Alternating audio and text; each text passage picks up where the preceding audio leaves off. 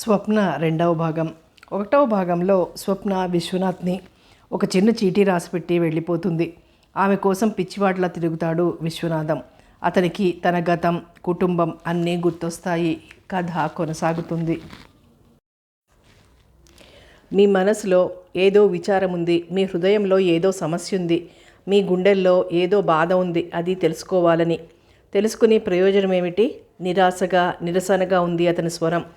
ఏమో, ముందు చెప్పండి, తర్వాత ఆలోచిద్దాం.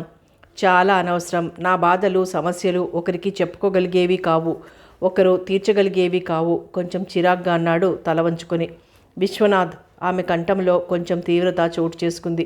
నేను మీకు బంధువుని కావును, స్నేహితురాలిని కానేమో, కానీ పరిచయమైనా లేదు మన మధ్య. ఎందుకలా మీలో మీరే అలా ముడుచుకుపోతారు? గొంగళి పురుగు తన గూటిలోలా. నిజమే అఖిల, నిజమే. నేను గొంగళి పురుగు లాంటి వాడినే. అసహ్యకరమైన నా ఆంతర్యాన్ని ప్రదర్శించలేక ముడుచుకుపోతూ ఉండడమే నాకు అలవాటైపోయింది. సంతోషాన్ని ప్రదర్శించు, దుఃఖాన్ని దాచుకో. ఆ సిద్ధాంతంలో నాకు చాలా నమ్మకం ఉంది. దానిని ఆచరిద్దామని సాయశక్తులా ప్రయత్నిస్తుంటాను. అందుకే అందరికీ దూరంగా, ఒంటరిగా మిగలడం, నలుగురిలోనూ దిష్టిబొమ్మని కాలేక నా గూటిలో నేను బందీనై మిగులుతూ ఉంటాను. కానీ ఇవాళ మీరు నన్ను ఒత్తిడి చేసి పిలుచుకొచ్చారు. మనసులోని ఆవేశాన్ని అణుచుకోలేక బయటపడిపోయాడతను. అఖిల పశ్చాత్తాపం నిండిన కంఠంతో, క్షమించండి విశ్వనాథ్, నేను తొందరలో నోరు జారాను, మన్నించండి. నా ఉద్దేశం మిమ్మల్ని అవమానపరచాలని ఎంతమాత్రమూ కాదు. ఒక విధంగా నాకు కనపడిన ఆశాకిరణం మీరు. అంటే నేను మీలాగే ఒంటరిదానను, స్నేహం కోసం ఎదురుచూస్తున్న దాన్ని. నిజమా? మీకేం లోటని ఆశ్చర్యంగా చూశాడు. ఆమె భారంగా నవ్వింది. దూరపు కొండలు నునుపు, అది చాలా నిజం. నా హృదయంలో నిరంతరము పగిలే అగ్నిపర్వతాలు ఎవ్వరికీ కనిపించేవి కావు. ఒక్క మాట నమ్మండి, ఇంత విశాలమైన ప్రపంచంలో నేను ఒంటిపిల్లి రాకాసిని. ఇందులో నా నేరం లేదు. అతనికి ఆమె మీద జాలి వేసింది. ఓదార్పుగా అన్నాడు, మీరు వివరంగా చెప్పకపోతే నాకేమైనా ఎలా తెలుస్తుంది? చెబుతాను, ఇప్పుడు కాదు. మీరు చెప్పండి. ఏమిటి మీ మనసులోని బాధ, మీ సమస్య? అది ఆర్థికమైనది. సిగ్గుపడుతున్నట్లు తల వంచుకున్నాడు. అయితే అది సమస్యే కాదు, నిర్మోహమాటంగా చెప్పండి, ఉత్సాహంగా అంది అఖిల. అతను తెల్లబోయాడు. దయచేసి ఈ విషయం రహస్యంగా ఉంచండి. నేను IAS పరీక్షకు ప్రిపేర్ అవుతున్నాను. Good luck. మీరు చాలా మంచి పని చేస్తున్నారు. ఇందులో దాపరికానికి కానీ సిగ్గుపడడానికి కానీ ఏముంది? తేలిగ్గా అంది. తప్పని కాదు, కానీ నలుగురు ఎగతాళి చేస్తారు. ఈ పరీక్ష పాస్ అవ్వడం కష్టం. నేను కేవలం ప్రయత్నిస్తున్నాను అంతే. రేపు ఫలితం మరొకలా ఉంటే వీళ్ళందరూ నన్ను నవ్వులాటలు పట్టిస్తారు. అది నాకు ఇష్టం లేదు, నేను భరించలేను. సరే, అతన్ని అర్థం చేసుకుంటూ అందామే. మేము మధ్యతరగతి కుటుంబం అని చెప్పుకుంటామే, కానీ నిజంగా బీదవాళ్ళం. నేను డబ్బు పంపకపోతే అమ్మ, నాన్న, తమ్ముడు, చెల్లి పస్తులు పడుకోవాల్సిందే. ఒక్క నెల కూడా నేను పంపకుండా కుదరదు. నేనిక్కడ కేవలం 125 రూపాయలతో బ్రతుకును సరిపెట్టుకుంటూ వస్తున్నాను. పేదవాడికి స్నేహం కూడా లభించదు ఈ రోజుల్లో. స్నేహం కూడా ఖరీదైందే అయిపోతోంది. అఖిల అతన్ని కళ్ళు పెద్దవి చేసుకుని చూస్తోంది. కొత్త మనిషిలా ఆమెకు అతని పరిస్థితి మెల్లమెల్లగా అర్థమవుతూ అతని మీద జాలితో హృదయం ఆర్ద్రమవుతోంది. పరీక్షలు ఫీజు కట్టాలి. పాస్ అవుతానని గట్టి నమ్మకమేమీ లేదు, కానీ ప్రయత్నించడం మంచిదని నాలో ఏమూలో ఆశాభావం ఉంది. అదీగాక IAS కోసమని మిగిలిన వాటిని చిన్నచూపు చూసి వదిలేశాను. ఇప్పుడు పొరపాటు చేశానేమో అనిపిస్తుంది. ఏ బ్యాంక్ టెస్టులకు అయితే ఇంత ఖరీదు చెల్లించవలసి ఉండేది కాదు. నాలాంటి నిర్ధనుడికి IAS ఏమిటి? విశ్వనాథ్, అలా నిర్లిప్తంగా, నిస్పృహగా మాట్లాడకండి. ఇప్పుడు మీ సమస్య పరీక్ష ఫీజు. అది నేను చదువుతాను, పరీక్ష రాయండి. కష్టపడి చదివాక మరొక ఆలోచన దేనికి? అఖిల, మీ దగ్గర నుంచి అప్పుగా తీసుకున్న తిరిగి ఎలా చెల్లించగలనా అన్న భయం నన్ను పీడిస్తుంది. ఆ భయం అనవసరం. మీకు ఆ ఉద్యోగం వస్తే ఈ అప్పు ఒక లెక్కలోనిది కాదు. రాకపోతే నెలకి 5-10 మీ వీలు చొప్పున మెల్లగా తీర్చుదురు కానీ, సరేనా? ఆలోచించవలసింది అప్పు గురించి కాదు, పరీక్ష గురించి. మీరింకా ఇతర చింతలు పెట్టుకోకండి. రేపు కాలేజీకి వస్తూ డబ్బు తెస్తాను. థ్యాంక్స్. కానీ ఏమిటి మీ సందేహం? అనవసరంగా వందలతో ఆటలాడుతున్నారేమో అని. ఆమె అతని వంక జాలిగా చూసింది. భవిష్యత్తు ఎవరు చెప్పలేరు మిస్టర్ విశ్వనాథ్. మీరు నిజంగా ఈ ఉద్యోగం మాత్రం వస్తుందని ఖచ్చితంగా అనుకున్నారా? నిజం చెప్పండి. లేదు. మీరెంత పోటీని ఎదుర్కొన్నారో తెలుసా? కాలేజీ ట్యూటర్ పోస్ట్కి తక్కువ రణరంగం ఏమీ జరగలేదు. యూనివర్సిటీ నుంచి ప్రొఫెసర్లు, స్థానికంగా పెద్దలు అందరూ ఓ రాయి విసిరి చూసిన వారే.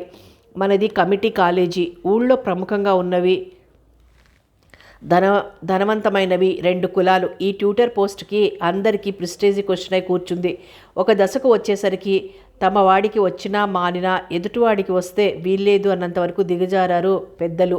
దాంతో పరిస్థితి చెడకుండా ఉండేందుకు 3వ కులం అభ్యర్థికి రికమెండేషన్ లేని వాడికి ఉద్యోగం ఇచ్చి అందరూ తమ తమ పరువులు నిలుపుకున్నారు. అంటే మీకు చాలా అదృష్టవశాత్తు ఉద్యోగం వచ్చింది. ఇదంతా మీకెలా తెలుసు? అఖిల నవ్వింది. కమిటీ కరెస్పాండెంట్ వద్దకి నేను ఒక రికమెండేషన్ పట్టుకు వెళ్ళి కొంచెం చూడండి నాన్న అని కోరాను. విశ్వనాథ్ అయోమయంగా చూశాడు ఆమె వెంక. ఆమె మాటల్లో ఏదో అర్థం కానట్టు ఆమె గ్రహించింది. మీరు రహస్యంగా ఉంచండి అంటూ మెల్లగా చెప్పింది. కరెస్పాండెంటు నాకు తండ్రి. నిజం? ఇటువంటివి ఎవరైనా అబద్ధాలు చెప్తారా? అది కాదు. అతని దృష్టి ఒక్కసారి గోడ మీద ఉన్న యేసుక్రీస్తు వైపు పరిగెత్తింది. ఓహ్, మీ సందేహం అదా? చెప్తాను. నా తండ్రి హిందువే, కానీ మా అమ్మ క్రిస్టియన్. అప్పటికి మా అమ్మ స్కూల్ టీచర్గా పనిచేసేదట. చాలా అందంగా ఉండేది. ఇప్పటి కరెస్పాండెంట్ సింహాచలం అప్పటి యువకుడు, తండ్రి చాటువాడు, వ్యాపారం చేస్తుండేవాడు. అతని అమ్మని చూసి మనసు పారేసుకున్నాడు. కన్య అయిన అమ్మ అతనికి తన హృదయాన్ని, కన్యత్వాన్ని కూడా అర్పించింది. అతను గొప్పవాడవుతున్న కొద్దీ వాళ్ళ దాంపత్య బంధం పల్చబడసాగింది. ఈలోగానే నేను పుట్టాను. నా 10వ ఏట అమ్మ చనిపోయింది, విచారంతోనూ వ్యాధితోనూ. అప్పట్నుంచి నాకు గార్డియన్ సింహాచలమే. ఎక్కువ మందికి తెలియని రహస్యం ఇది. ఆయనే నన్ను చదివించి పెద్ద చేశారు. ఆయన సంఘంలో పెద్ద మనిషి అయిపోయారు. అందుచేత అత్యవసరమైతే తప్ప వారిని కలుసుకునేదాన్ని కాను. ఎవరూ లేకపోతే నాన్నగారు అని పిలిచి సంతోషించేదాన్ని. నా పిలుపుకి ఆయనేమీ అనుకోడు. ఒంటరిగా ఉన్నప్పుడు ఆనందిస్తారు కూడా. మరి మీరెందుకు ఒంటరిగా? నేను తెచ్చిపెట్టుకున్నదే. నాన్నగారు కూడా నాకు పెళ్లి చేస్తామని అనేవారు కొన్నాళ్ళు. కానీ నేనే మొండికేసి వద్దనేదాన్ని. ఎందుకని? మీకు వివాహం అంటే విముఖత?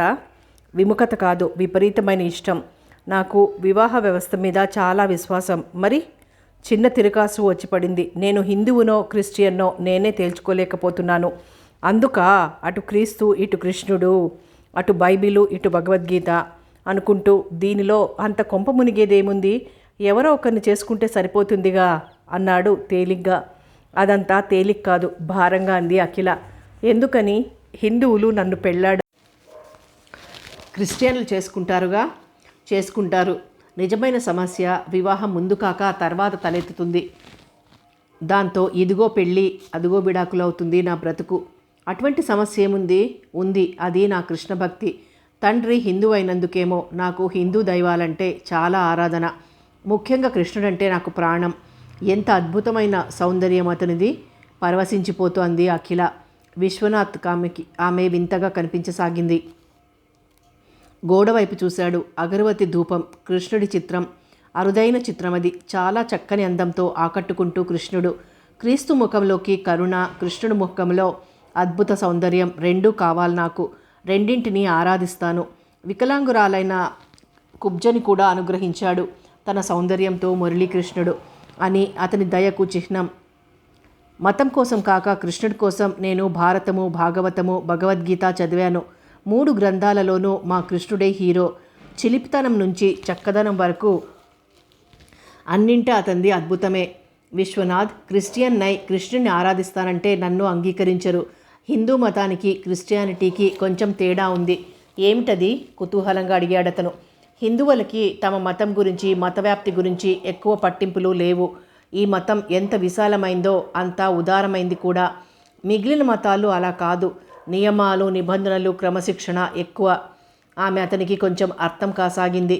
ఆమె మీద జాలి కలిగింది. ఈ రోజుల్లో ఇన్ని మార్పుల అనంతరం కూడా మతం మానవత్వానికి అవరోధమవుతుందంటే నిజంగా చాలా సిగ్గుపడవలసిన విషయం కదూ. మానవత్వాన్ని పెంపొందించాలంటే మతం తాపత్రయం అర్థం చేసుకోవడంలోనూ ఆచరించే విధానాలలోనూ తేడా ఉంటుంది అందామె. అతనికి ఆమెతో ఇంకా మాట్లాడాలని ఉన్నా కాలాతీతమవుతుందని గుర్తించి, నేను వెళ్తాను, సెలవివ్వండి అంటూ లేచాడు. ఎప్పుడైనా వస్తూ ఉండండి ఈ పేదరాలి కుటీరానికి. లోకం గురించి భయపడనక్కర్లేదు. వాళ్ళ దృష్టిలో నేను స్త్రీని కాను. నవ్విందామె. ఇంకేమీ అనకుండా అతను బయటకు వచ్చి నడవసాగాడు. రోడ్డు చీకటిగా ఉంది. అతను మెల్లగా నడవసాగాడు. ఇప్పుడు అతనికి మనసు తేలిగ్గా ఉంది. పరీక్ష ఫీజు ఎలా కట్టడం అన్న సమస్య లేదు. దానిని తీర్చడము సమస్య కాదు. యేసు ప్రభువు లేదా కృష్ణుడి దయ వలన తను పాస్ అవ్వచ్చునని ఆశీర్వదించింది అఖిల. ఆమె ఆశీర్వాదము, దైవ ప్రార్థన తనకి ఆశని, విశ్వాసాన్ని కలిగిస్తున్నాయి. తను ఐఏఎస్ కాగలిగితే విశ్వనాథ్ హృదయంలో రకరకాల ఊహలు వికసించసాగాయి. తను పెద్ద ఉద్యోగి అయితే పేదరికపు బాధ వదిలిపోతుంది. మాటిమాటికి కుటుంబాన్ని తలుచుకుంటూ కుమిలిపోవలసిన కర్మ తప్పుతుంది. అమ్మా నాన్నలకు ఈ వృద్ధాప్యంలో చక్కని జీవితం అందుబాటుకు వచ్చేలా చేస్తాడు. చెల్లికి మంచి సంబంధం చూసి పెళ్లి చేసేస్తాడు. తమ్ముణ్ణి ఏ ప్రొఫెషనల్ కోర్సులోనో చేరుస్తాడు. ఇంకా తనకేముంటాయి బాధ్యతలు? హాయిగా జీవితాన్ని అనుభవించడమే. 4 అంకెల జీతం, నలుగురిలోనూ హోదా, అధికారం, అందమైన జీవితం. ఓహ్ అబ్బా అంటూ ఆగిపోయాడు విశ్వనాథ్. పరాకుగా నడవడంలో కాలికి చెప్పులున్న రాయి తగిలి రక్తం వస్తుందేమో, బాధగా ఉంది. చీకటి వల్ల కనిపించడం లేదు. విశ్వనాథ్ వణుకుతున్న చేతులతో ఉత్తరం తెరిచాడు. ఎన్నో నెలల శ్రమకి, కొన్ని వందల రూపాయల ఖర్చుకి ఫలితం ఏమైనా ఉందో లేదో తేలిపోయే క్షణం ఇది. అతని కళ్ళ ముందు అంతా అలుక్కుపోయి ముద్దగా కనపడుతోంది. కళ్ళు తుడుచుకొని గుండె చిక్కబట్టుకొని ఎలాగో చూడసాగాడు. అంతవరకు వచ్చాక అక్కడ ఆరిపోయాయి అతని కళ్ళు. గుండె ఆగిపోతుందేమో అనిపించింది. నరాలు చిట్లిపోతాయేమో అనిపించింది. అతను ఒక్క కేక వేశాడు. కంగ్రాట్స్ అంటూ ఆనందంతో అతను ఉక్కిరి బిక్కిరైపోయాడు. తన నంబర్ని ముద్దులు పెట్టేసుకున్నాడు. సంతోషం పట్టలేక నాట్యం చేశాడు. ఆనందంతో ఏడ్చేశాడు. తనంతాను అభినందించేసుకున్నాడు. ఉక్కిరి బిక్కిరైపోయాడు. కొంతసేపు అలా గడిచాక అప్పుడు తెలిసింది అతనికి తను గదిలో తలుపు మూసుకొని ఒంటరిగా ఉన్నాడని. ఇటువంటి ఆనందం ఎవరితోనైనా పంచుకోదగిందే అని అతను ఆలోచించాడు. తనకి స్నేహితులంటూ ఎవరున్నారా అని అఖిల మెదిలింది ఆలోచనలలో. అతను బయలుదేరాడు. తన ఆమెకు చాలా విధాలా కృతజ్ఞుడు. ఆమె సహాయం లేకపోతే పరీక్షకు కూర్చునే అవకాశమే ఉండేది కాదేమో. ఆమె ఇల్లు చేరాడు. అఖిల ముందు గదిలోనే కూర్చుని ఉంది, భగవద్గీత చదువుతూ. గుమ్మం ముందు నిలబడిన విశ్వనాథ్ని చూడగానే లేదామె గీతా పఠనంలో సంపూర్ణంగా నిమగ్నురాలై ఉంది. అఖిల మెల్లగా పిలిచాడు.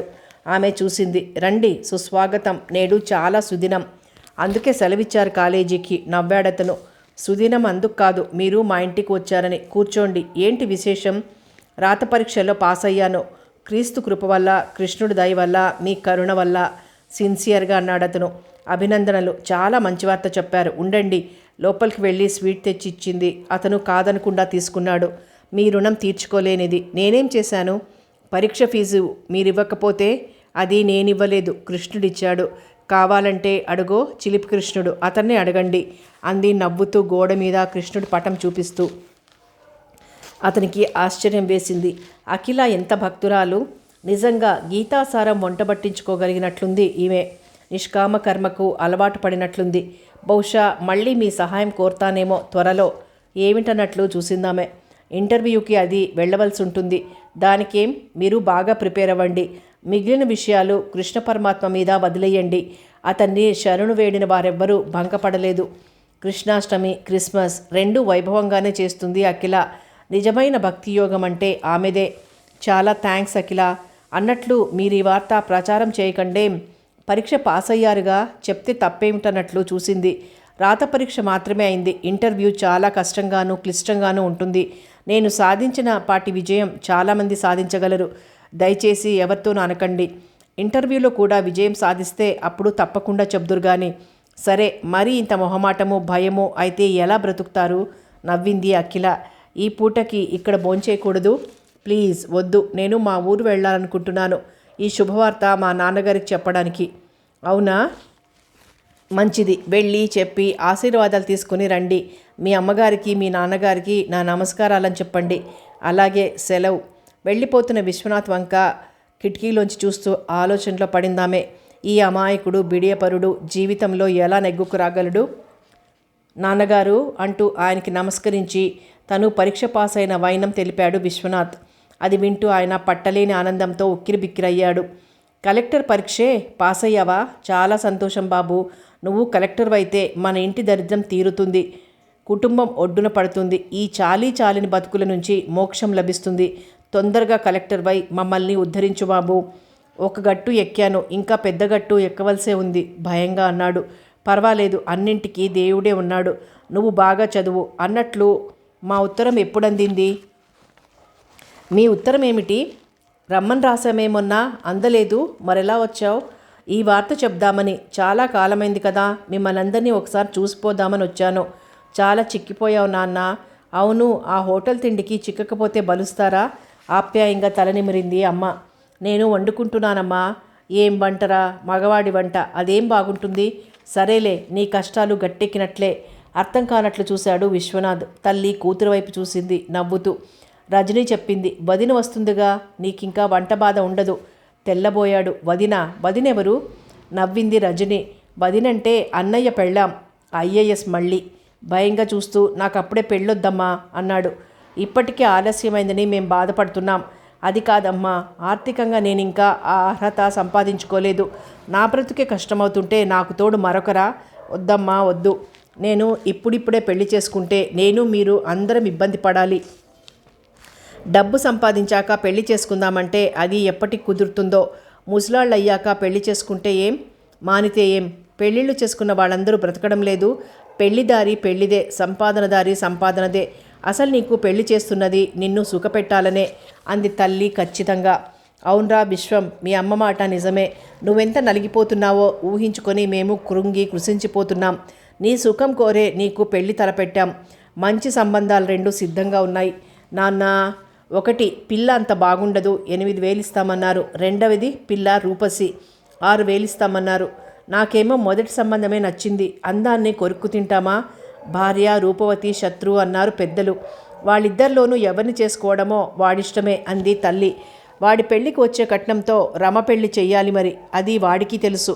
అమ్మ, రాత పరీక్షలో పాస్ అయ్యాను. ఇంటర్వ్యూలో సెలెక్ట్ అయితే పెద్ద పోస్ట్ వస్తుంది. అప్పుడు చేసుకుంటే అన్ని విధాలా బాగుంటుంది. ఇంకెంత, కొన్ని నెలలు అంతే. ఈలోగా తొందరపడ్డం దేనికి? తొందరపడ్డమే వివేకమేమో. అన్ని వేళలా నిదానం పనికిరాదు. ఆలస్యం అమృతం విషం కావచ్చు. విశ్వం, నువ్వే చెప్పావు నీ నోటితో. రాత పరీక్ష అయితే అయింది, కానీ ఇంటర్వ్యూలో నెగ్గడం అతి కష్టమని. అవునా? పాస్ అయిన దాన్ని వినియోగించుకోవడం వివేకం. ఆకాశంలో 2 పిట్టల కంటే అరచేతిలోని ఒక పిట్ట నయం. అందుచేత నేను చెప్పినట్లు విను. ఇప్పుడే సంబంధం స్థిరం చేసుకుందాం. నేను వాళ్ళని ఇవాళ సిద్ధంగా ఉండమన్నాను కూడా. నాన్న, నా మాట కొంచెం విను. ఏదో చెప్పబోయాడు విశ్వనాథం. ఆయన వినిపించుకోలేదు. మధ్యాహ్నం విశ్వనాథ్ని పెళ్లి చూపులకి బయలుదేరదీశాడు. బలవంతంగా విశ్వనాథ్కి అంత తొందరపడి పెళ్లి చేసుకోవడం ఎంతమాత్రమూ ఇష్టం లేదు. కానీ తల్లి తండ్రి ఇద్దరూ తమ పట్టుదల వదల్లేదు. నీకు పెళ్లి చేయగా వచ్చే కట్నంతో చెల్లి పెళ్లి చేయాలి. నీకు తొందర లేకపోవచ్చు, కానీ ఆడపిల్లని ఎన్నాళ్ళు ఉంచుకుంటాం? ఇప్పటికే 4 రకాలుగా అంటున్నారు. నీకోసం కాకపోయినా రమ కోసమైనా నువ్వు చేసుకుని తీరవలసిందే అన్నారు ఇద్దరు. విశ్వనాథ్కి తనెలా బంధితుడైపోయాడో అర్థమైంది. అంతకీ మీరు నాకు పెళ్లి చేస్తే ఇబ్బంది పడతారు. ఒంటరిగా ఉన్నప్పట్లా వివాహమయ్యాక పంపడం కుదరదు కదా. మేమిద్దరము బ్రతకాలంటే కనీసం 250 ఉండాలి, ఎంత క్లుప్తంగా గడుపుకున్నా. అందుచేత మీకు 125, 150 కంటే పంపలేను. ఆలోచించుకోండి అనేద్దామనుకున్నాడు, కానీ అనలేకపోయాడు. అమ్మాయిని చూడు, హెచ్చరించాడు తండ్రి. అప్రయత్నంగా తలెత్తి చూశాడు విశ్వనాథ్. అదే క్షణంలో ఆమె కూడా అతని వైపు చూసింది. ఆమె చాలా సామాన్యంగా ఉంది. నల్లగా సన్నగా ఉంది. ముఖంలోనూ కళ్ళల్లోనూ కాంతి లేదు. ఏదో దిగులుతో బాధపడుతున్నట్లు దీనంగా ఉందామె. విశ్వనాథ్కి జాలి వేసింది ఆమె మీద.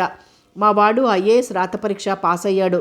సెలక్షన్ వచ్చి తీరుతుంది. కనీసం 10,000 అయినా ఇస్తే తప్ప తేల్చివేశాడు తండ్రి అప్పటికప్పుడే అక్కడే. అది వ్యవహార సరళి కాదు. కానీ తన తండ్రి ఎందుకలా చేశాడో సులభంగానే అర్థమైంది విశ్వనాథ్కి. ఒక విధంగా తండ్రికి క్విక్ మనీ కావాలి. అందుకు తనని ఇలాగా బేరం పెడుతున్నాడు. అతనికి అసహ్యము, జుగుప్స కలిగాయి. తనని పబ్లిక్గా రేటు పెట్టి అమ్మబోతుంటే ఏమీ చేయలేని అసహాయుడై మిగలవలసి వస్తోంది. ఎంత నీచం ఇలా అమ్ముడుపోవడం! మేమంతా స్థితిపరులం కాము, 6,000 కంటే తూగలేము చెప్పాడు ఆడపిల్ల తండ్రి. మగపెళ్లివారు లేచిపోయారు. ఆ ఇంటి నుంచి వచ్చేస్తూ ఎందుకో విశ్వనాథ్ ఒక్కసారి వెనుతిరిగి చూడకుండా ఉండలేకపోయాడు. ఆ అమ్మాయి, దీనంగా ఉండే ఆమె రూపం అతని హృదయంలో ముల్లులాగా గుచ్చుతూ బాధిస్తుంది. సాయంత్రం మరో ఊర్లో ఒక ఇంటికి తీసుకువెళ్లారు తల్లిదండ్రులు. అయిష్టంగానే వారిని అనుసరించాడు విశ్వనాథ్. వాళ్ళు డబ్బు కలవాళ్ళలా కనిపిస్తున్నారు. ఇల్లు పైకి డాబుగా ఉంది. ముందు గదిలో సోఫా సెట్టు అవి అట్టహాసంగా ఉన్నాయి. వాళ్ళు పెట్టిన పలహారం కూడా ఘనంగానే ఉంది. ఒక మూల టేప్ రికార్డర్లోంచి శ్రావ్యంగా సంగీతం. అమ్మాయి గదిలోకి వచ్చింది. ఆమె మహారాణిలా ఉందే తప్ప మామూలు అమ్మాయిలా లేదు. ఎర్రగా అందంగా ఉంది, దర్జాగా ఉంది.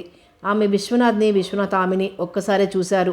ఆ క్షణంలో అతనికి ఎందుకో భయం వేసింది. ఆమె ముఖంలో అసంతృప్తి కదలాడింది. అది ఎవరికంటా పడలేదు. అమ్మాయి అబ్బాయి ఒకరికొకరు నచ్చితే మిగిలిన విషయాలు ఇప్పుడే మాట్లాడేసుకుందాం. మేము వీలైనంత తొందరలో అబ్బాయి పెళ్లి చేయాలని సంకల్పించుకున్నాం. అందుకని సరే మేము అమ్మాయిని కనుక్కొని వస్తాం అంటూ వాళ్ళు లోపలికి వెళ్ళిపోయారు. అక్కడ ఆ గదిలో మిగిలింది విశ్వనాథ్, అతని తల్లిదండ్రులు, చెల్లి. నీ ఉద్దేశం చెప్పరా అబ్బాయి అంటూ కొడుకు వైపు చూశాడు తండ్రి.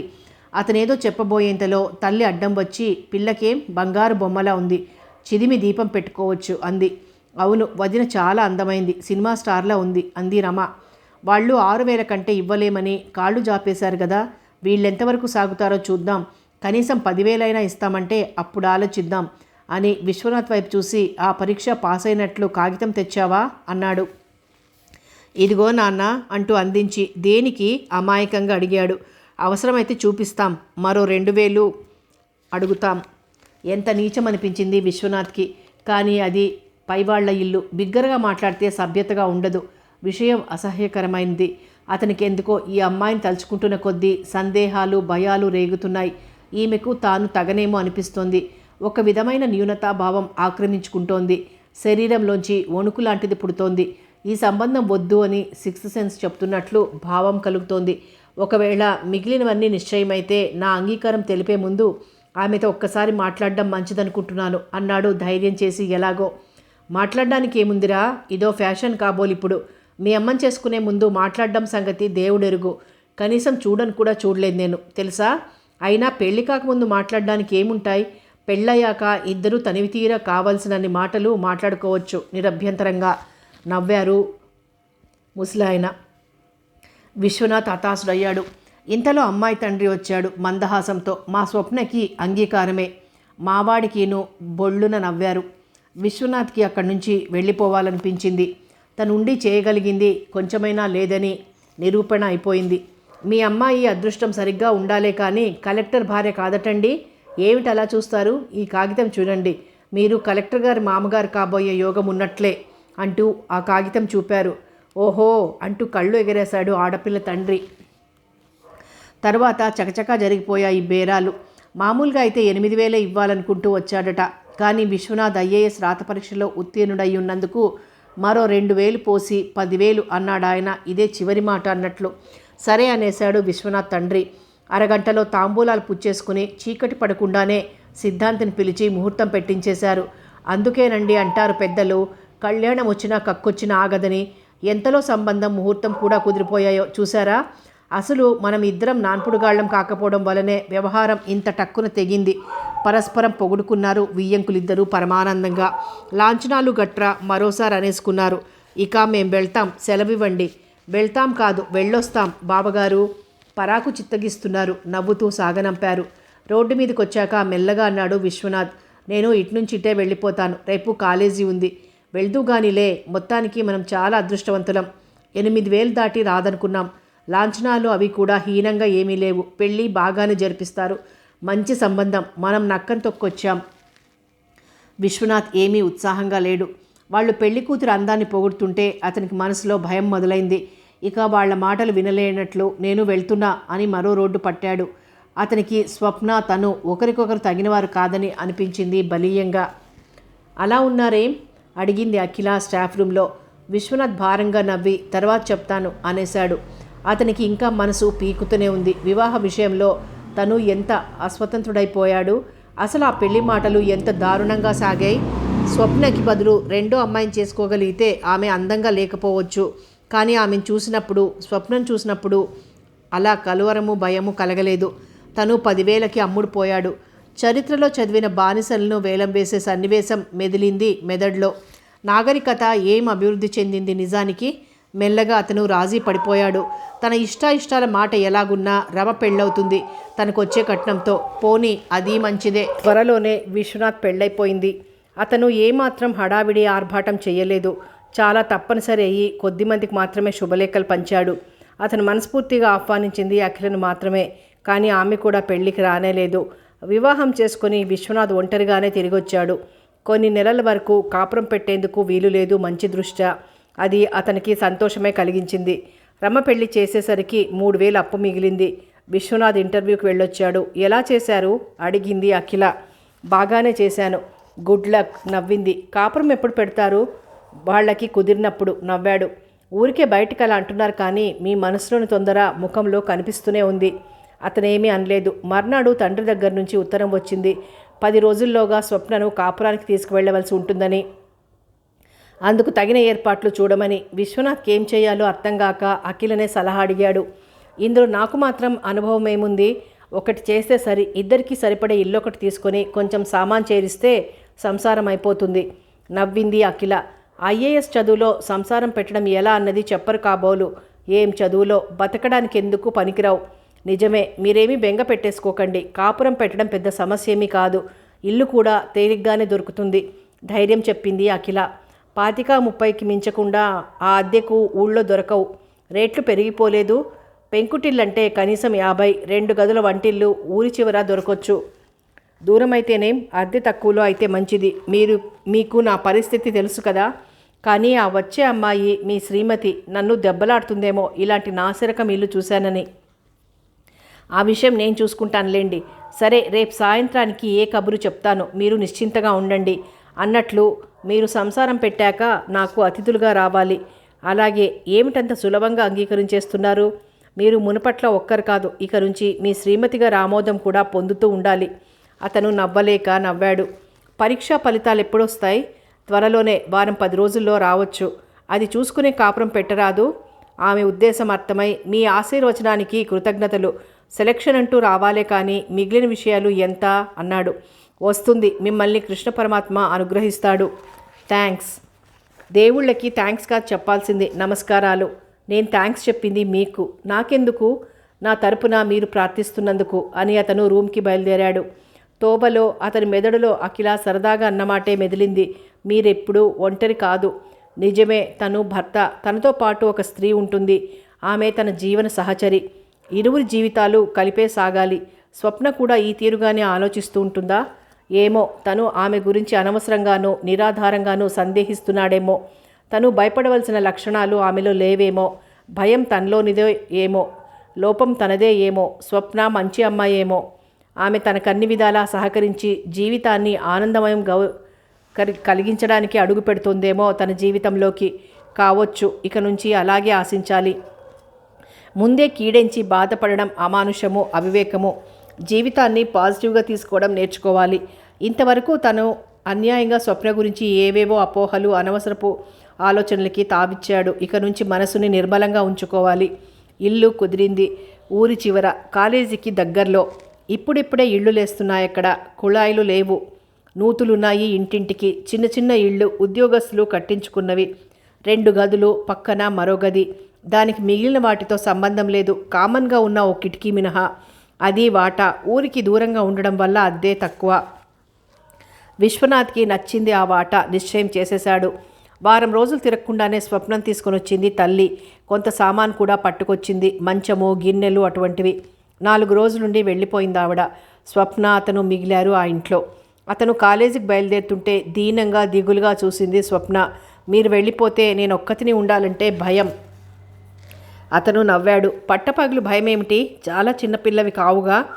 నేనెప్పుడూ ఒంటరిగా ఉండలేదు. ప్రారంభించాలి, అలవాటవుతుంది. పోనీ నేను సెలవు పెట్టేసేదా? ప్లీజ్ అలవాటు చేసుకో. మనకి సాయంగా ఉండడానికి ఎవరొస్తారు? సాయంత్రం త్వరగా వచ్చేస్తాను. ఎక్కడికైనా వెళ్దాం. ఏం? నువ్వు అలా దిగులుగా ఉంటే నా కడుగు ముందుకు పడదు. సంతోషంగా వీడ్కోలు చెప్పాలి. ఆమె అయిష్టంగా నవ్వింది. అతను వెళ్ళిపోయాడు. స్టాఫ్ రూమ్లో అఖిల అడిగింది, ఎలా ఉంది కొత్త కాపురం? అతను సిగ్గుతో మౌనం దాల్చాడు. బంధువులు ఉన్నారా? వెళ్ళిపోయారా? వెళ్ళిపోయారు. సాయంత్రం మీ కార్యక్రమం ఏమిటి? ఏమీ లేదు. అయితే ఇద్దరూ మా ఇంటికి రండి. అలాగే, మర్చిపోకండి. మీకోసం ఎదురు చూస్తుంటాను. ఏమిటవి? స్లిప్ టెస్ట్ ఆన్సర్ పేపర్లా? అవును. నాకు కొన్ని ఇవ్వండి, సహాయం చేస్తాను. అఖిల ఆశ్చర్యంగా చూశాడు. కొత్త పెళ్లి కొడుకు కదా మీరు? ఉన్న శక్తినంతటినీ పేపర్లు దిద్దడంలోనే ఖర్చు చేసుకుంటే ఇంటికి వెళ్ళాక ఎలా? నేను బద్ధకస్తురాలనే, కానీ సమయాలు తెలియని దాన్ని కాదులేండి అంటూ కొన్ని పేపర్లు తాను తీసుకుంది. థ్యాంక్స్ రిలీఫ్గా అన్నాడు అతను. సాయంత్రానికల్లా అవి పూర్తి కావాలని హెడ్ మరీ చెప్పాడు. అఖిల కూడా చేయి వేస్తుంది కనుక తప్పకుండా త్వరగానే అయిపోతాయి. సాయంత్రానికి పేపర్లు మార్కుల లిస్టు హెడ్ ఆఫ్ డిపార్ట్మెంట్కి ఇచ్చి ఇంటికి బయలుదేరాడు విశ్వనాథ్. అఖిల తన ఆహ్వానం గురించి మళ్ళీ హెచ్చరించింది. విశ్వనాథ్ ఇల్లు చేరేసరికి చక్కగా తయారై ఉంది స్వప్న. అతన్ని చూస్తూనే లోపలికి వెళ్ళి కప్పుతో కాఫీ తెచ్చి అందించింది. అతను తీసుకోకుండా ఆలోచనల్లో పడ్డాడు. కాఫీ చల్లారిపోతుంది, తీసుకోండి. అది కాదు. ఏమిటి మీ ఆలోచన? కాఫీ తాగి ఆలోచించండి. స్వప్న, నాకు కాఫీ అలవాట్లేదు. టీ తీసుకుంటారా? ఏది తీసుకోను. తెల్లబోయిందామె. ఈ ప్రపంచంలో కాఫీయో టీయో ఏదో ఒకటి అలవాట్లేని జీవి కూడా ఉంటానంటే ఆమెకి నమ్మడం అతి కష్టంగా ఉన్నట్లుంది. ఏది తీసుకోకుండా ఎలా ఉంటారు? ఏదైనా తీసుకుని ఎలా ఉంటారో అలాగే నవ్వాడు. ఈ కాఫీ నువ్వు తాగేయి, రేపటి నుంచి చేయకు. నాకు అలవాటు 2 పూటలా. నిజానికి రోజుకి 4-5 సార్లు తాగుతుంటాను. అతనేదో అనబోయి ఆగిపోయాడు. స్వప్నవంక చూశాడు. ఆమె కాఫీ తాగడంలో నిమగ్నురాలై ఉంది. అతను పెరట్లోకి వెళ్ళి మొహం కడుక్కొని వచ్చాడు. బట్టలు మార్చుకోరు? మనం అలా బయటకు వెళ్ళొద్దాం పదా. ఎక్కడికి? ఓ ఫ్రెండ్ దగ్గరికి. ఒక్క నిమిషం. ఆమె లోపలికి వెళ్ళి పౌడర్ రాసుకొని వచ్చింది. పదండి. అతను తలుపుకి తాళం వేశాడు. దూరమా దగ్గరా? దగ్గరే, 1/2 మైలు ఉంటుంది. బాబోయ్, 1/2 మైలే, రిక్షా మీద పోదాం. దెబ్బ తిన్నట్లు చూశాడు విశ్వనాథ్. సాయంత్రం పూట నడక ఒంటికి మంచిది. సరదాగా కబుర్లు చెప్పుకుంటూ నడుద్దాం. అతను ముందు నడుస్తుంటే అనుసరించక తప్పలేదామెకు. కొంత దూరం వెళ్ళాక జాలిగా అన్నాడతను. నీకు నడక అలవాట్లేదా? చేసుకో. ఆమె ముఖం ముడుచుకుంది. అతను కాలేజీ విషయాలు చెప్పసాగాడు. ఆమె అట్టే శ్రద్ధగా వినడం లేదు. ఇద్దరూ మెల్లగా గమ్యం చేరారు. నవదంపతులకు సుస్వాగతం నవ్వుతూ ఆహ్వానించింది అఖిల. విశ్వనాథ్ ఇద్దరిని ఒకరికొకరిని పరిచయం చేశాడు. అఖిల పలహారము, టీ ఇచ్చింది. విశ్వనాథ్ వద్దనలేదు. మంచి సెలక్షన్ మీది విశ్వనాథ్. స్వప్న చాలా అందంగా ఉంది. అతను మౌనంగా ఊరుకున్నాడు. మీరు కూడా చాలా లక్కీయే. కాబోయే కలెక్టర్ విశ్వనాథ్ని కొట్టేశారు లక్కీగా. ఇంకా కాలేదుగా. అవుతారు. మీరు అడుగుపెట్టిన వేళ విశేషం. థ్యాంక్స్. కొంచెం సేపు కబుర్లు చెప్పుకున్నారు. చీకటి పడబోతుంటే ఇంటికి బయలుదేరారు. తోబలో అంది స్వప్న. ఫ్రెండ్ అంటే ఎవరో గొప్పవాళ్ళనుకున్నాను. విశ్వనాథ్ తుళ్ళిపడ్డాడు. తనని తాను నిగ్రహించుకోలేకపోయాడు. ఎటువంటి వారికి అటువంటి ఫ్రెండ్సే ఉంటారు. నాకు గొప్ప స్నేహితులు ఎలా ఉంటారు? నేనేమైనా గొప్పవాడినైతేగా. అది కాదు, మీరు కాబోయే కలెక్టర్ కదా, అందుకని. ఇంకా కాలేదుగా. కలెక్టర్నయ్యాక కలెక్టర్ స్నేహితుల్ని సంపాదిస్తాను. అంతవరకు నాకు కాలేజీ వాళ్లే స్నేహితులు. తర్వాత ఇద్దరి మధ్య మాటలు సాగలేదు ఇల్లు చేరే వరకు. మీరు కొంచెం సాయం కూర్చుంటే వంట చేస్తాను అంది ఆమె వంటింట్లోకి నడుస్తూ. అలాగే అన్నాడతను. ఇప్పుడు తిరిగి వచ్చి వంట చేయడం అంటే మహాబోర్. ఆశ్చర్యంగా చూశాడు అతను. గృహిణి వంట చేయడము, మగవాడు ఉద్యోగం చేయడము బోర్ అనుకుంటే జీవితం సాగేదెలా? జీవితం అంటే వంట ఉద్యోగమేనా? జీవితం అంటే అభిను చిత్రంగా చూసింది ఆమె అతని వంక. ఆ చూపుకి అర్థాలు అతనికి అవగతం కాలేదు. తానన్న దాంట్లో ఆశ్చర్యపడ్డానికి, అసహించుకుందుకు ఏముందో అతనికి ఎంత ఆలోచించినా తెలియలేదు. అప్పుడే కాదు, ఇప్పటికీను బాధగా అనుకున్నాడు విశ్వనాథ్. అతని ఆలోచనలు హఠాత్తుగా తెగిపోయాయి. అఖిల దుఃఖం పట్టలేకపోయాడతను. ప్లీజ్ విశ్వనాథ్, ఊరుకోండి. అసలేం జరిగింది? అతను ఏమీ చెప్పలేకపోయాడు. నేను విన్నది నిజమేనా? ఏమో. స్వప్న ఎందుకు వెళ్ళిపోయింది? అదే తెలియదు మెల్లగా అన్నాడు. మీరేమైనా తగువ పడ్డారా ఈ మధ్య? అతను సిగ్గుపడుతూ చెప్పాడు. మా మధ్య అంత దగ్గరతనం ఎప్పుడూ లేదు. అర్థం కానట్లు చూసింది ఆమె అతని వంక. అతను దోషిలా మెల్లగా చెప్పాడు. మేమిద్దరము ఈ ఇంట్లో ఉండేవాళ్ళం. అవసరానికి మించి మాట్లాడుకునేవాళ్ళం కాదు. అలాగని మేము శత్రువులము కాదు. నిజం చెప్పాలంటే మేం ఒకరికొకరం ఏమిటో మాకే తెలియదనుకుంటాను. చిత్రమైన దాంపత్యం. అఖిల ఆశ్చర్యంగా చూసింది. ఎందుకలా జరిగింది? తెలియదు. విశ్వనాథ్, అరిచింది అఖిల. ఈ మాట అనడానికి మీకు సిగ్గేయడం లేదు? ఇద్దరు చదువుకున్నవారు దాంపత్య జీవితాన్ని మలుచుకునేందుకు చేతగాని వారయ్యారా? పండంటి జీవితాన్ని నాశనం చేసుకున్నారా చేతులారా? నా ఆర్థిక పరిస్థితి, స్వప్న ఆర్థిక పరిస్థితి నాకు అర్థమయ్యేలా చెప్పండి విసుక్కున్నట్లుగా అందామె. నా పేదరికం ఆమెకి వెగటుగా తోచి ఉంటుంది. భరించలేకపోయి ఉంటుంది. కాదు, ఆమె అసంతృప్తిని కలిగించి ఇక్కడి నుంచి పంపివేసింది నిశ్చయంగా ఆర్థిక సమస్య అయి ఉండదు, మరేదో అయి ఉంటుంది. ఏమిటది? మీరెలా చెప్పగలుగుతున్నారు? నేను స్వప్న లాంటి ఆడదాన్నే కనుక. కానీ మీ ఇద్దరి మధ్య తేడా ఉంది అఖిల. ఎక్కడ? మనుషుల్ని అర్థం చేసుకోవడంలో. మీ ఉద్దేశం స్వప్న మూర్ఖురాలనా? తీక్షణంగా అడిగింది అఖిల. కాదు, కాకపోవచ్చు. కానిలో ఆమెలో మార్దవత తక్కువేమో. కనీసం నేను కోరుకునే నాకు కావలసిన హృదయమార్దవం ఆమెలో తక్కువేమో. అంటే అఖిల, ఒకటి మీరు నమ్మండి, నేను అబద్ధం ఆడడం లేదు. స్వప్న ఆంతర్యంలో ఏముందో అని అనుమానించడానికైనా ఆస్కారం ఇవ్వలేదు ఆమె ప్రవర్తన. అందుకే నేను ఇలా జరగకుండా ముందు జాగ్రత్త కూడా తీసుకోలేకపోయాను. సందేహం అంటూ ఉంటే కదా జాగ్రత్త పడడానికి. నిజంగానా? నేను ఆమెను పరుషంగా మాట్లాడి ఎరగను. ఆమెతో కఠినంగా ప్రవర్తించలేదు. ఏ విధంగానూ ఆమెను బాధించలేదు. నాకు తెలిసి ఆమెలో మృదువైన హృదయం లేదన్నారే, ఎందుకని? అతను ఒకసారి అఖిల వైపు చూసి తల వంచుకున్నాడు. చివరికి ఒక నిశ్చయానికి వచ్చినట్లు, ఇంకా సిగ్గుపడడానికి ఏముంది, చెప్తాను అంటూ మొదలుపెట్టాడు. విశ్వనాథ్ ఆ ఉదయం నుంచి చాలా ఆత్రంగా ఉన్నాడు. ఆ రోజు రిజల్ట్స్ వస్తాయి. అతని గుండెల్లో రైళ్లు పరిగెడుతున్నాయి. సమయం దగ్గర పడుతున్న కొద్దీ ఈ పరీక్ష కోసం తను పెట్టిన పణం తక్కువేమీ కాదు. మిగిలిన అవకాశాలను వదులుకున్నాడు. ఐఏఎస్కి కూడా చిట్ట అవకాశమే. ఏమవుతుందో? రోడ్డు మీద నిల్చుని పేపర్ వాడి కోసం ఎదురు చూడసాగాడు. అరగంట నిల్చున్నాక పేపర్ వచ్చింది. అందుకుని అతని ఇంట్లోకి వచ్చాడు. పరుగున అతని చేతులు వణుకుతున్నాయి. గుండెలు అతి వేగంగా కొట్టుకుంటున్నాయి. ఫలితం ఎలా ఉంటుందో? తన జీవిత గమనాన్నే శాసించగలిగే క్షణాలివి. అతని కళ్ళు ఆర్ద్రమై దృష్టి మసకబారింది. నంబర్లు, పేర్లు ముద్దలా కనబడుతున్నాయి. స్వప్న, ఏం? కొంచెం నా పేపర్ చూసి పెడతావా? ఏం చూడాలి? నా పేరు చూసి పెట్టవు? నేనా? నాకేం తెలుస్తుంది? 10th పాస్ అయ్యావుగా, పేరు చూసి పెట్టడం రాదు? మీ పేరు మీరు చూసుకోలేరు? నాకు భయంగా ఉంది. చేతులు వణుకుతున్నాయి. కళ్ళు సరిగ్గా కనిపించకుండా చెదిరిపోతున్నాయి. తమాషా, చిన్నపిల్లలాగా రిజల్ట్స్ అంటే అంత భయం దేనికి? చిన్నపిల్లలకి భయం ఉండదు, పెద్దవారికే.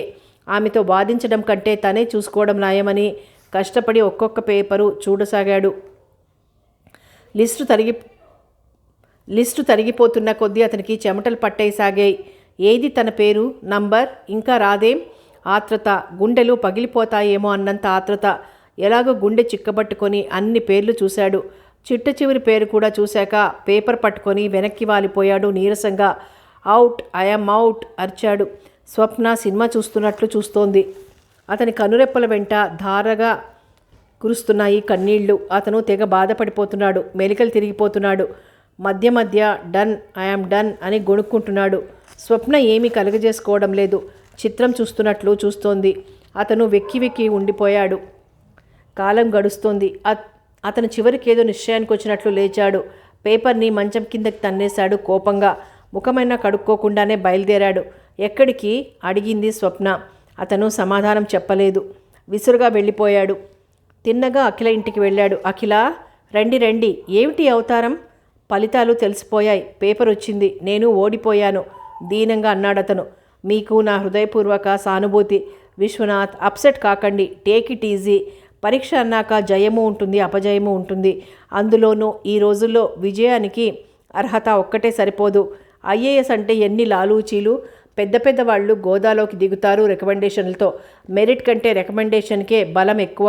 అందుకే మీకు అపజయం. విచారించకండి ప్లీజ్. అలా కాదు అఖిల, నాకింకా అవకాశాలు కూడా లేవు. వయసు మీరిపోయింది. ఏదో ఒక ఉద్యోగం అంటూ ఉంది. అది లేని వారెందరో. మీ అదృష్టం బాగుంటే దీనిలోనే అభివృద్ధి సాధించవచ్చు. అదృష్టానికి నాకు ఆమడ దూరం తేలిపోయిందిగా. కాలము, జీవితము ఎల్లప్పుడూ ఒకేలా ఉండవు. క్రీస్తు కృప మీ మీద ప్రసరిస్తుందని నా విశ్వాసం. అతను మౌనంగా మిగిలిపోయాడు. మీరు దిగులు పెట్టుకోకండి. పరీక్ష పాస్ అవ్వలేనంత మాత్రాన జీవితానికి వచ్చే పెద్ద నష్టమేమీ లేదు. నిజమైన సుఖం చిన్న ఉద్యోగాల్లోనే ఉంటుంది. బ్రతుకంటే అంత డబ్బే కాదు. అలా చాలా ఓదార్చింది ఆమె అతన్ని. అరగంటకు అతన్ని మనిషిని చేసింది. అతని ఇంటికి బయలుదేరాడు భారంగా అడుగులు వేసుకుంటూ. వచ్చారా? అంది స్వప్న గుమ్మంలోనే. నీరసంగా కూలబడ్డాడు కుర్చీలో.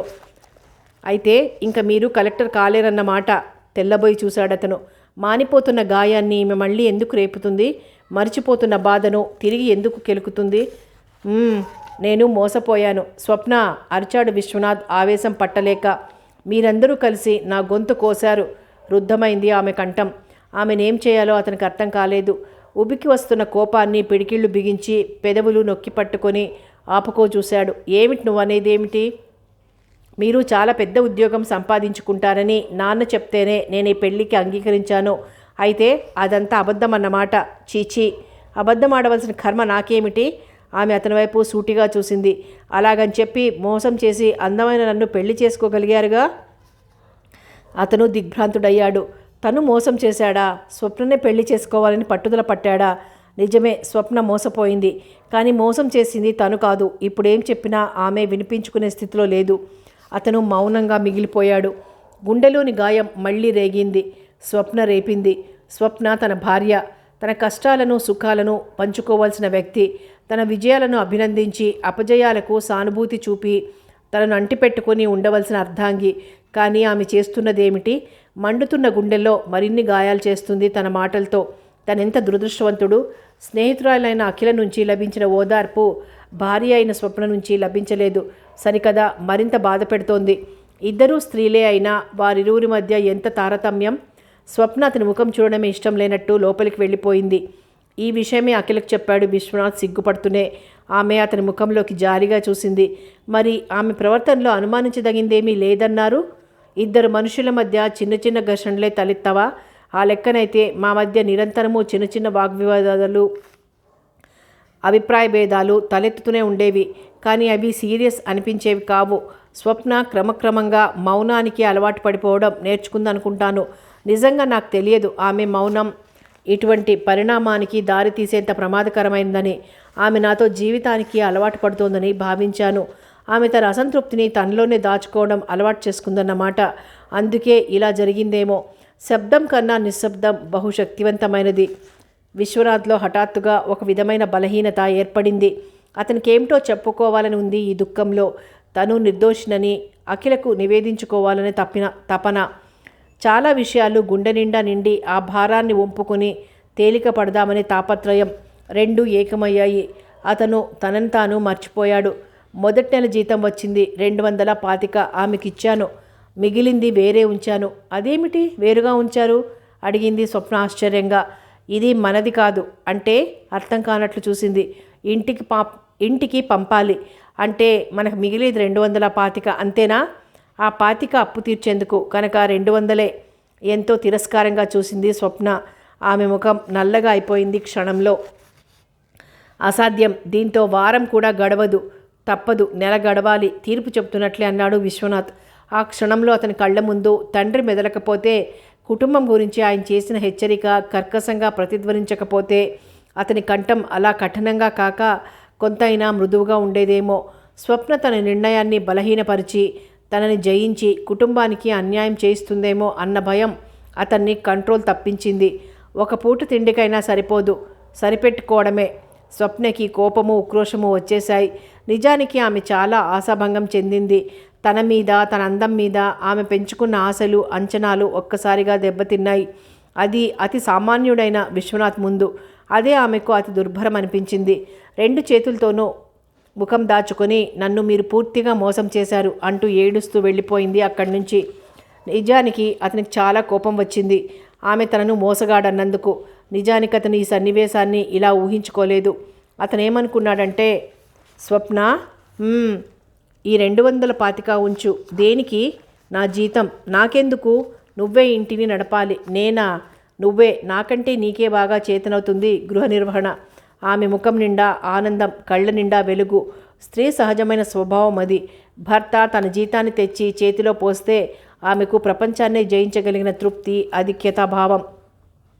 మీరెంత మంచివారు అంటూ గుండెల మీద వాలిన స్వప్నను, పసిపిల్లను మళ్ళీ లాలిస్తూ, మనమిద్దరము ఒకటే, మనలో మనకి తేడాలేమిటి? ఇద్దరిలో ఎవరు ఖర్చు చేసినా ఇంటి కోసమేగా పిచ్చిదానా అని ముద్దు పెట్టుకుంటాడు. అతను ఊహించుకున్న దానికి సరిగ్గా విరుద్ధంగా జరిగింది. స్వప్న చాలా తొందరపాటుతో మూర్ఖంగా కోపం తెచ్చుకుంది, కన్నీరు పెట్టుకుంది. ఇందులో తన నేరము, బాధ్యత ఎంత? వింటున్న అఖిల ఆశ్చర్యపోయింది. ఒక్కసారి ఆమె కూడా గతం గుర్తుకు తెచ్చుకుంది. వివాహమైన కొత్తలోనే విశ్వనాథ్ డల్గా కనిపించేవాడు. ఐఏఎస్ రాత పరీక్ష పాస్ అయి ఇంటర్వ్యూలో పోవడం కారణంగా తీవ్రమైన ఆశాభంగం చెంది అలా ఉన్నాడేమో అనుకుంది. కానీ స్వప్న లాంటి అందమైన కొత్త భార్యతోడి తొలి దినాలలో ఎటువంటి నిర్లిప్తతకు చోటు ఉండకూడదే. అటువంటి భార్యతో కొత్త సంసారం ఎంత ఉల్లాసంగానూ ఉత్సాహంగానూ గడపాలి. వారం 10 రోజులు చూసి అతని ఇంటికి బయలుదేరింది అఖిల. అతను ఇంట్లో లేడు. స్వప్న రండి అంటూ ఆహ్వానించింది. వారేరి? బజార్ వెళ్లారు. మీరు వెళ్ళలేదేం? కొనే పావలా కూరగాయలకి ఇద్దరం కూడా ఎందుకు? నవ్వుతారు నలుగురు తూష్ణీ భావంతో అందామే. అది కాదు, మీకేం తోస్తుంది? సరదాగా వారితో పెడితే షికారు వెళ్ళినట్లు. స్వప్న ఏదో అనబోయి మానేసింది. అఖిల పరిశీలనగా ఆమె ముఖంలోకి చూసింది. అందమైన స్వప్న ముఖంలో స్పష్టంగా కనిపిస్తున్న అసంతృప్తి. కారణం ఏమై ఉంటుంది? విశ్వనాథ్ తనకి కొంత తెలుసు. అతను దుర్మార్గుడు, కఠినుడు కాదు. ఎవరిని నొప్పించే మనస్తత్వం కాదు అతనిది. మరి ఆలోచించి చూడగా చూచాయిగా తట్టింది. నిశ్చయంగా స్వప్న అసంతృప్తికి కారణం ఆర్థికపరమైంది అయి ఉండాలి. నేను వెళ్తాను అంటూ లేచింది. కనీసం కాఫీ అయినా ఇవ్వలేకపోతున్నందుకు బాధగా ఉంది నాకు. చాలా సిగ్గుపడుతూ మెల్లగా అంది స్వప్న. నవ్వి, మీరు కాఫీ ఇస్తే నేను బాధపడేదాన్ని. నేను ఎక్కువసార్లు తాగను అంటూ ఇంటికి బయలుదేరింది. ఆ రాత్రి వాళ్ల గురించి ఆలోచనలతోనే గడిచింది అధిక భాగం. మర్నాడు స్టాఫ్ రూమ్లో విశ్వనాథ్ ఒక్కడు ఉండగా వెళ్ళి, మీతో కొంచెం మాట్లాడాలి అంది కొంచెం దూరంలో ఉన్న కుర్చీలో కూర్చుంటూ. చెప్పండి. ఇక్కడ కాదు, ఇక్కడైతే ఎవరో ఒకరు వస్తూ అంతరాయం కలిగిస్తుంటారు. అది నాకు నచ్చదు. మరి గార్డెన్లో కూర్చుందాం. ఇప్పుడా? సాయంత్రం కాలేజ్ అయిపోయాక. చాలా ముఖ్యమైన విషయమా? అవును. గార్డెన్లో కాకుండా మీ ఇంటి వద్దనో మా ఇంటి వద్దనో అయితే నయమేమో. సరే, సాయంత్రం నాతో మా ఇంటికి రండి. సాయంత్రం అతను అఖిలతో కాకుండా తర్వాత ఆమె ఇంటికి వెళ్ళాడు. ఆమె ఎక్కువ ఉపోద్ఘాతం లేకుండా సూటిగానే అసలు విషయంలోకి వచ్చింది. విశ్వనాథ్, మీరు ఒకరు ఇద్దరయ్యారు కదా, ఆర్థికంగా ఎలా సర్దుకోగలుగుతున్నారు? ఇంటికి పంపే మొత్తం తగ్గించారా? అది ఎప్పుడూ తగ్గించడానికి వీల్లేదు. మరి మేమే సర్దుకుంటున్నాం. కష్టం కావడం లేదు. నేను ఒక చిన్న ఉపాయం చెప్పేదా? అంతకంటేనా? ఆశగా చూశాడు. ట్యూషన్లు చెప్పండి. నీ తరం కాదు. ఎందుకని? ఆశ్చర్యంగా చూసింది. మన సబ్జెక్ట్కి ట్యూషన్ కోసం ఎవ్వరూ రారు. తర్వాత ట్యూషన్లు ప్రారంభించేసరికి క్లాస్లో సరిగ్గా చెప్పబుద్ధి కాదు. అఫ్కోర్స్ నేను రెగ్యులర్గా క్లాసెస్ తీసుకోవడం లేదనుకోండి. అయినా కథ కొనసాగుతుంది.